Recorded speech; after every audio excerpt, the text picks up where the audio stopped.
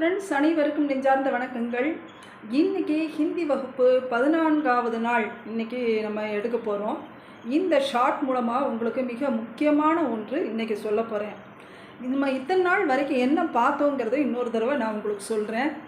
நாம் எல்லா லெட்டர்ஸும் படிச்சிட்டோம். உயிரெழுத்து பார்த்தாச்சு, மெய்யெழுத்து பார்த்தாச்சு, உயிர்மெய் எழுத்து பார்த்துட்டோம்.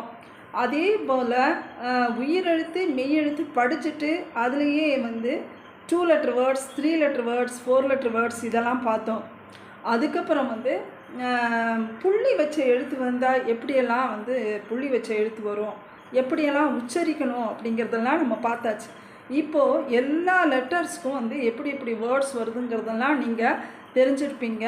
இந்த 14 நாள் இன்றைக்கி 14வது நாள் மிக முக்கியமான ஒன்று இன்றைக்கி பார்க்கலாம். இப்போ பாருங்கள், ஹிந்தியில் ஒரு எழுத்தின் மேல் சந்திர பிந்து, இதுக்கு பேர் சந்திர பிந்துன்னு அர்த்தம். சந்திர பிறை மாதிரி மேலே ஒரு புள்ளி வந்ததுன்னா இதுக்கு பேர் சந்திர பிந்து. பிந்துன்னா புள்ளின்னு அர்த்தம். அப்போ இந்த சந்திர பிறை மாதிரி வந்திருக்கு இல்லையா, அதுக்கு பேர் சந்திர பிந்து. சந்திர பிந்து வந்தால் வாசிக்கும் முறை எப்படி வாசிக்கிறதுங்கிறத நம்ம பார்க்கலாம். இப்போ ஹா இருக்கு, ஹால ஒரு துணைக்கால், அப்போ ஹான்னு சொல்லுவோம். மேலே இந்த சந்திரபிந்து வந்திருக்கு.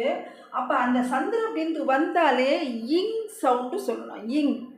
ஆனால் ஒவ்வொரு சில வேர்ட்ஸுக்கு வேறு மாதிரி வரும். அதை நான் சொல்கிறேன், அது விதிவிலக்குங்கிறத தனியாக சொல்கிறேன்.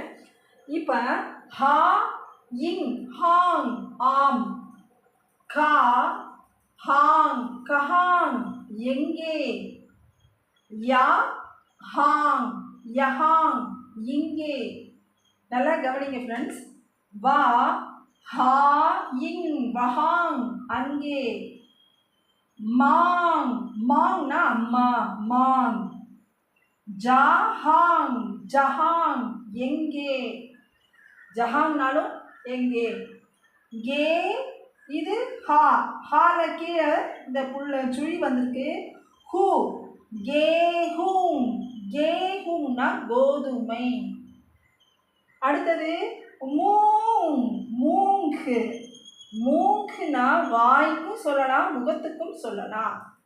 மூங்னா வாய், முகம். உங்களுக்கு புரிஞ்சா ஃப்ரெண்ட்ஸ்? இன்னொரு தடவை நீங்களாக சொல்லி பாருங்கள். உங்களுக்கு ஏதாவது டவுட்னா கமெண்ட்ஸில் சொல்லுங்கள்.